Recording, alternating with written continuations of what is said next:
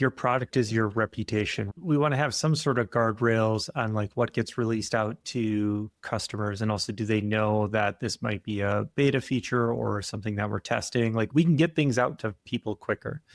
And doing that in your main product, I think we've all kind of seen sort of the reaction as things get launched and people are like, what is this? No one asked for it. Why do I have this here?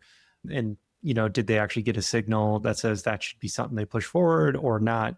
So I think that's something that's kind of risky to do. But on the flip side of that, we are empowered now to build like really authentic MVPs and prototypes a lot faster that feel more realistic than the standard click through of a couple of screens.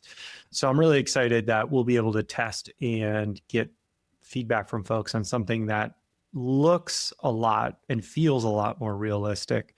So that's kind of exciting.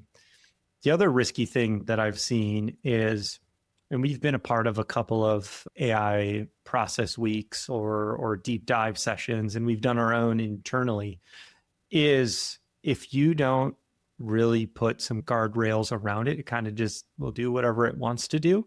And, you always see the like, oh, Claude Code wrote this whole UI for me, but it's like, it's not built with a foundation. And then all of a sudden it suddenly drifts off to the side a little bit and it's doing interesting things. And you're like, well, actually, no, my input focus state should maintain this color. Why did you change it? And things like that. And so that's something that we've been really diving into is how do we help build those guardrails through like design systems and process so that you can get something that feels more realistic and follows your process and guidelines.